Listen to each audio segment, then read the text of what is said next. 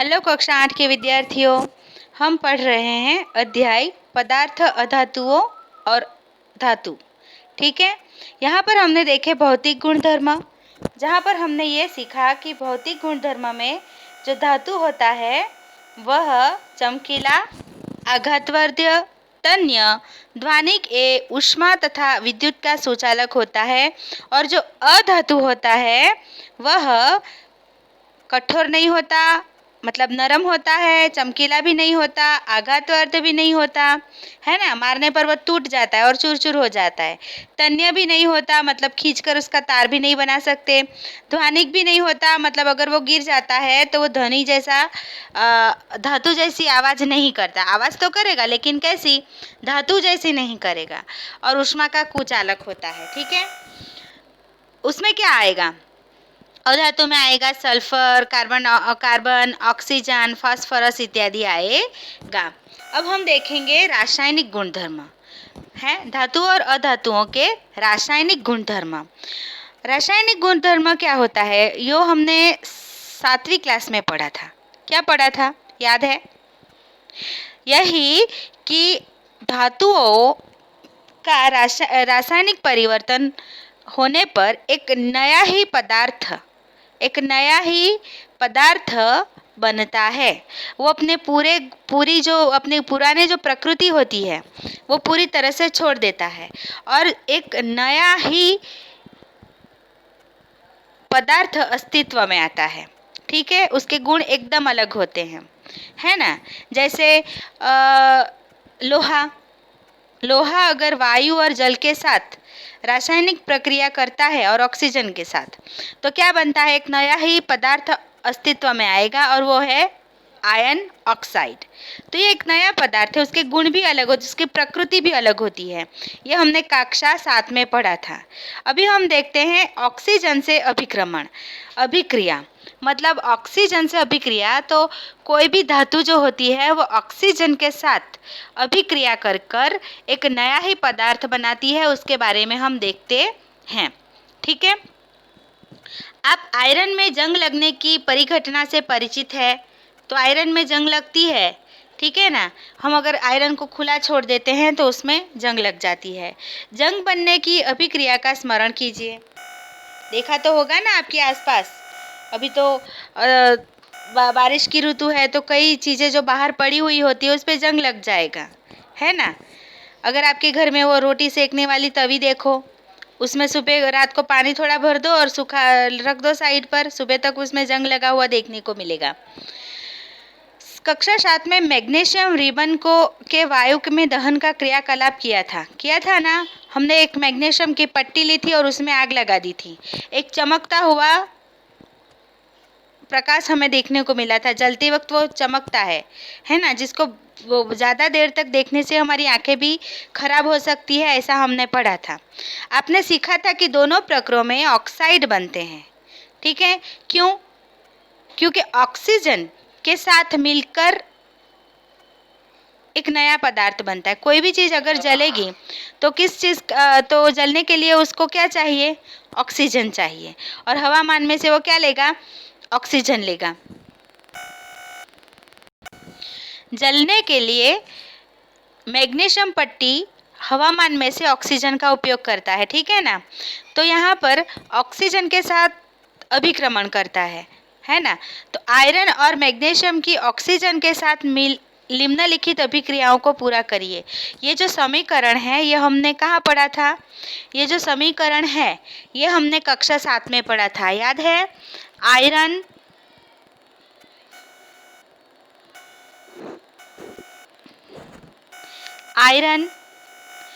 Plus oxygen plus जल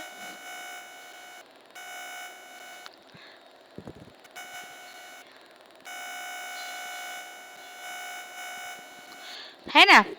तो ये बनकर क्या बनेगा, आयरन ऑक्सीजन प्लस जल मिलकर क्या बनता है, आयरन ऑक्साइड बनता है। ये कक्षा हमने 7 में पढ़ा था। क्या बनेगा, आयरन ऑक्साइड FeO2। ठीक है। और मैग्नीशियम प्लस ऑक्सीजन, यहाँ प्लस का मतलब होता है मिलकर, क्या होता है? प्लस का मतलब क्या समझना है हमें? मिलकर, ऑक्सीजन मिलकर क्या बनता है?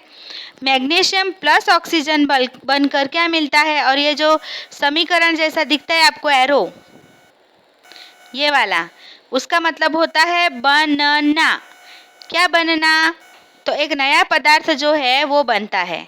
कौन सा बनेगा पदार्थ? मैग्नीशियम और ऑक्सीजन मिलकर MgO2 मतलब मैग्नीशियम ऑक्साइड बनता है। क्या बनता है? मैग्नीशियम ऑक्साइड बनता है, MgO2। ठीक है, मैग्नीशियम ऑक्साइड बनता है। वापस से सुनिए और उसको याद रखिए। क्रियाकलाप 3 देखिए, 4.3। आइए, आयरन ऑक्सीजन जल की अभिक्रमण के परिणाम स्वरूप बने जंगी प्रकृति की जांच करें। आयरन, ऑक्सीजन और जल मिलकर एक नया ही पदार्थ बनता है और वो है आयरन ऑक्साइड। ठीक है, उसकी प्रकृति एकदम अलग है, उनसे अलग हो जाती है। 1 चम्मच जंग इकट्ठा करिए और बहुत थोड़े जल में घोलिए। आप पाएंगे कि जल के निलंबन के रूप में रहता है, वो मिक्स नहीं हो जाता, लेकिन इस तरह से रहेगा। ठीक है, अब क्या होगा? लटकन को अच्छी तरह हिलाइए। विलयन का परीक्षण क्रमशः लाल और नीले लिटमस पत्रों से करिए। आप क्या देखते हैं? विलयन अम्लीय है या क्षारीय? तो यहाँ पर मैं बता ही देती हूँ कि धातु का जो प्रकृति होती है वो क्षारीय रहेगी। कौन सी रहेगी? क्षारीय रहेगी। तो लाल लिटमस पत्र होता है वो कौन से रंग का बन जाएगा? वो हम आगे देखते हैं। क्या अब आप आगे देखिए, क्या कॉपर में भी जंग लगता है? तो हाँ, लगता है। कॉपर आपने देखा है ना, आपके घर में जो पूजा घर में जो कॉपर होता है, वो तांबे का बर्तन होता है, वो देखा है? जो लोटा होता है शिव जी को पानी चढ़ाने जाते हो, देखा है ना? तो मैंने कॉपर के बर्तनों की सतह पर हरा पदार्थ जमा हुआ देखा। तो हाँ, वो कॉपर का जंग है। ठीक है, उसमें भी कॉपर भी ऑक्सीजन के साथ मिलकर बनाता है, जंग निकालता है ना? तो हरा पदार्थ जमा हुआ होता है, वो उसका जंग है। जब कॉपर के बर्तन को लंबे समय तक नम वायु में खुला रखा जाता है तो उस पर एक हल्की हरी परत जम जाती है। देखना, आप अपने घर में कॉपर का बर्तन हो तो आप जरूर देखिए। यह हरा पदार्थ कॉपर हाइड्रोक्साइड और कॉपर कार्बोनेट का मिश्रण होता है। उसका अभिक्रमण निम्नलिखित है, ये आपको याद कर लेना है। ठीक है, ये जो अभिक्रमण है ये आपको याद रखना है। ये जो होती है 2Cu, कॉपर Cu जो है वो कॉपर की संज्ञा है। या आप आगे अब से आपको ये आगे भी आपकी पढ़ाई में आती रहेगी, 10वीं में 9वीं में। तो ये सारी संज्ञाएं हैं, उसको आपको याद कर लेना है। जैसे आयरन के लिए हमने Fe पढ़ा है ना। O2 क्या है? ये ऑक्सीजन है। H2O क्या है? पानी के लिए यूज होती है ये संज्ञा। तो आपको ये पूरी तरह से याद करनी है। ठीक है,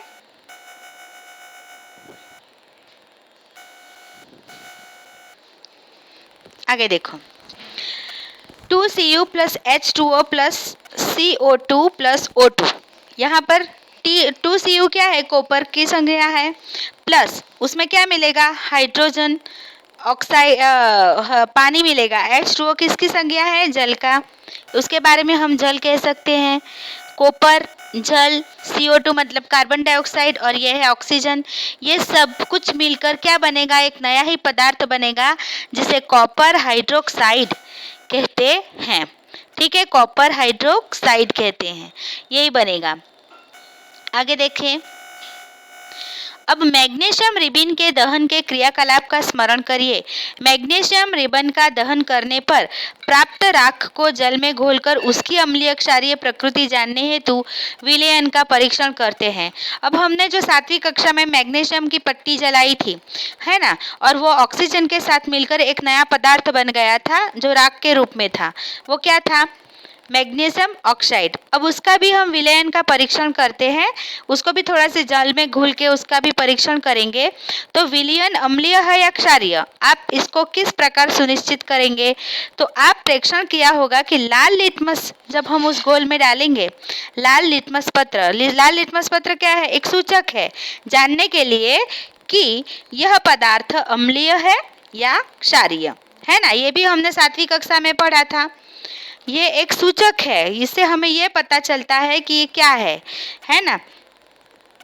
तो लाल लिटमस पत्र नीला हो जाता है। कौन सा रंग का हो जाता है? नीला हो जाएगा। अगर हम मैग्नीशियम ऑक्साइड मतलब वो जो राख होती है उसको जल में घोलकर उसके विलयन में लाल लिटमस पत्र डालेंगे तो वो क्या हो जाएगा? नीला हो जाएगा। इसको यहाँ पर आपको याद रख लेना है, सवाल में आ सकता है। इसीलिए मैग्नीशियम के ऑक्साइड की प्रकृति क्षारीय होती है। तो यह साबित हो गया। यहाँ यह भी साबित हो गया कि सामान्यतः धात्विक ऑक्साइड क्षारीय प्रकृति के होते हैं। धात्विक मतलब धातु के साथ जो ऑक्सीजन के साथ मिलकर धातु अपनी जो रासायनिक प्रक्रिया करता है और तीसरा पदार्थ बनाता है, ठीक है। तो वो कैसी, उसकी प्रकृति कैसी होती है? क्षारीय होती है। ये आपको याद रखना है ना। आगे देखिए, आइए अब धातुओं की ऑक्सीजन के साथ अभिक्रिया का प्रेक्षण करते हैं। क्रियाकलाप 4.4 देखते हैं। चूर्णित सल्फर की कुछ मात्रा एक उद्दहन चम्मच में लीजिए और उसे गर्म करिए। यदि उद्दहन चम्मच उपलब्ध न हो तो आप किसी भी बोतल का धातु का ढक्कन ले सकते हो, ठीक है। आपको थोड़े से छोटी सी धातु की जो ढक्कन होती है बर्तन, उसमें आपको क्या लेना है? सल्फर लेना है। उसके चारों ओर एक धातु का तार लपेटिए दीजिए, जैसा कि चित्र 4.4 में दिखाया गया है। जैसे ही सल्फर जलना प्रारंभ हो तो चम्मच को एक गैस जार कांच की गिलास में ले जाइए। गिलास को एक ढक्कन में ढक दीजिए जिससे बनने वाली गैस बाहर न जा सके। कुछ समय पश्चात चम्मच को हटा दीजिए। यहाँ पर क्रियाकलाप है, हम ये जो धुआं निकलता है उसके बारे में अभी कर रहे हैं, ठीक है। हमने क्या किया, एक चम्मच, अब यहाँ तो हमने चम्मच बना रखी है, उसमें हमने सल्फर को लिया, उसको जलाया और उसको एक कांच के ग्लास से ढक दिया। क्यों? क्योंकि उसमें से निकलने वाला धुआं उसमें यहाँ पर भर जाएगा। अब देखते हैं आगे क्या होता है। गिलास में थोड़ा जल डालिए और तुरंत ढक्कन से वापस ढक दीजिए। अब गिलास को भली भांति हिलाइए। विलयन का परीक्षण क्रमशः लाल और नीले लिटमस पत्र से करना है। अब ये जो गिलास है जिसमें हमने वो धुआं भर लिया जो सल्फर से निकला था, तो उस दहन से निकला था, सल्फर के चूर्ण के दहन से निकला था, वो धुआं भरा है। उसमें हमें क्या डालना है? जल डालना है और तुरंत ग्लास बंद कर लेना है, उसको बराबर से हिलाना है। अब देखते हैं यह प्रक्रिया से क्या होता है। और उसमें लीला और लाल डालना है लिटमस पत्र, सूचक डालना है। सल्फर और ऑक्सीजन की अभिक्रिया में बनने वाले उत्पाद का नाम सल्फर डाइऑक्साइड गैस है। तो मतलब कि सल्फर और ऑक्सीजन इसलिए कि वायु जो होता है वो जब सल्फर जल रहा था तो उसने हवा में से जलने के लिए कौन सा वायु चाहिए? ऑक्सीजन चाहिए। ये आपको पता है, कार्बन डाइऑक्साइड डालोगे तो कोई भी आग नहीं जलेगी। जलने के लिए ऑक्सीजन जरूरी है। तो जैसे ही हमने सल्फर को जलाया तो एक नया पदार्थ सामने आया। वो कौन सा था? Sulphur dioxide. कौन सा? Sulphur dioxide. सल्फर डाइऑक्साइड नाम का वायु बनता है। जब सल्फर डाइऑक्साइड को जल में विलय करते हैं तो सल्फ्यूरस अल्म प्राप्त होता है। सल्फ्यूरस अल्म, याद है? सल्फ्यूरस अल्म मतलब एसिड प्राप्त होता है। अभिक्रिया निम्न प्रकार से दी जाती है और उसका समीकरण यह है। आपको सारे समीकरण याद रख लेने हैं।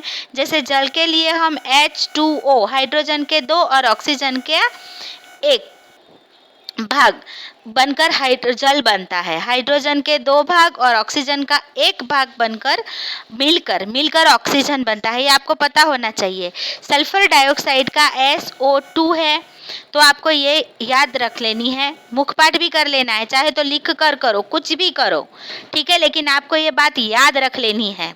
सल्फ्यूरस अल्म तो H2SO3, क्यों? यहाँ पर देखिए, यहाँ पर 3 क्यों बन गया?